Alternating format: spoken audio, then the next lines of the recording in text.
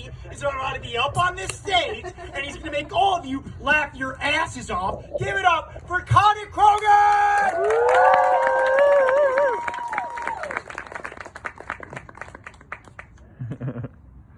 Hey, keep it going for yourself. We're almost at the end of the night. Is everyone having a good time? Let's go. Well, I had a really bad doctor's appointment recently. I recently got health insurance. I went back to the doctor, and like Dom, I have had multiple kidney stones. I recently had one, and just to give you guys context, if you don't know, kidney stones have been compared, pain-wise, to childbirth. That's what they say. I'm giving you that context.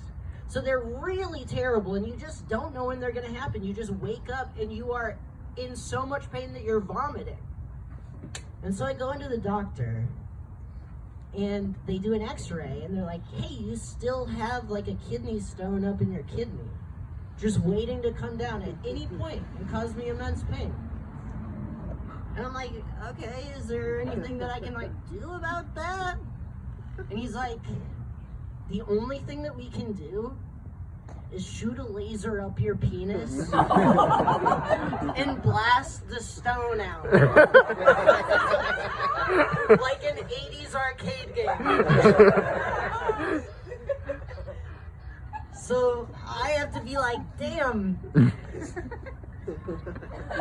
can I get a laser shot up my penis? Can I really get a laser shot up my penis? Do I have what it takes to get a laser shot up my penis without developing very real feelings for the doctor? I don't know. No, but I actually, sorry, Doc, I'm seeing someone. Sorry, Doc, I'm seeing someone. You know what I'm talking about? I am. I'm actually dating someone. I'm dating someone who identifies as a lesbian. To be honest, I am the first man that she has ever dated. Typically, she's dating women. And, you know, I know that it shouldn't really matter, but sometimes I do get kind of curious, you know, why she wanted to date me. So one time, you know, we're in bed, we're sort of cuddling, you know, I sort of get close to her. I'm like, hey,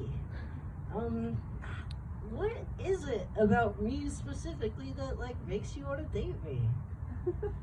And so she, like, turned around, she, like, looked me in the eyes, like, very sweetly, and she said, Connett, at 5'6" and a sturdy 135 pounds, you're built exactly like MMA legend Ronda Rousey.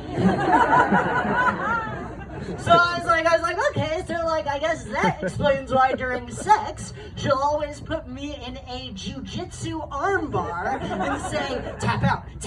And, you know, I want to make my baby come, so I do. I tap out.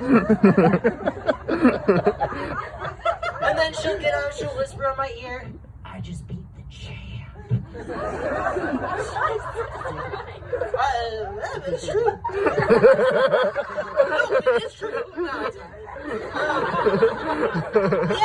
Yeah, here's what is true. I do have Euro vibes. Looking at me, I have Euro vibes. I have the vibes of a European man. Anytime I hear house music, I have to dance to it. I'm wearing a gold chain accessory. I'm randomly a personal trainer during my day job.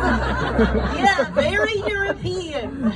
And you know, with someone with European vibes, I sort of get hit on by both men and women when I'm out at parties. And I'm like, okay.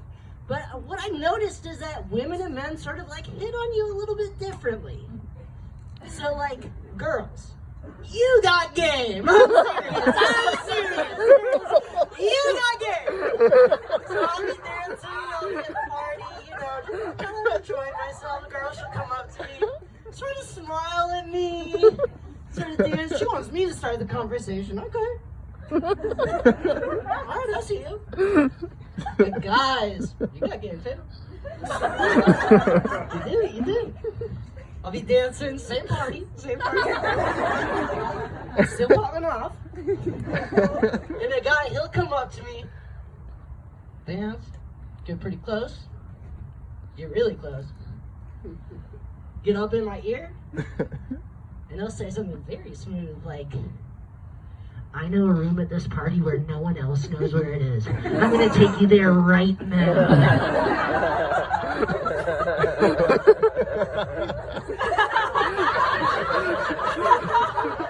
So basically, shorties, I know why you're scared of the fellas. No, but I mean, I know I have this wonderful sexual vibe, but the truth is I don't really have sex that often, to be honest, but I'm not tripping about it. I really am not. Because I just think it's sort of hard to find what I'm looking for sexually, you know what I mean?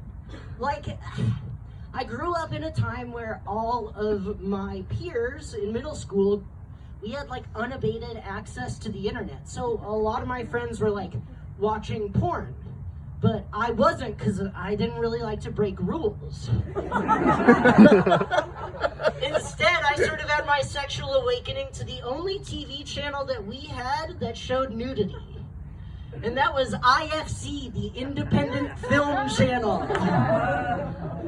And so if you asked like one of my friends in middle school, like, hey, like what's your sort of like ideal like sexual fantasy? They'd be like, okay.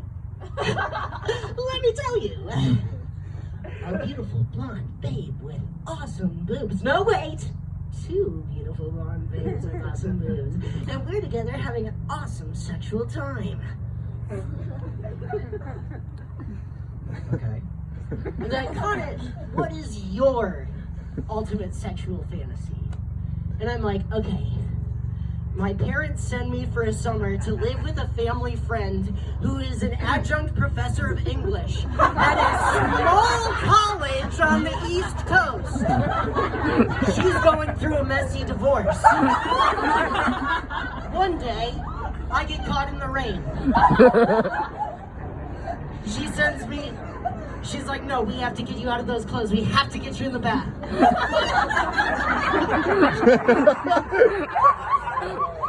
I get out of the clothes. I'm naked. She's not looking away. She was up for tenure this year. She didn't get it. But she knows this isn't going to change anything. But I know. Honestly, I don't know how this joke ends, but what I will say. No, but you get it. You get where I'm coming from. And they gave me like, I really have to go, but like, I thought, okay.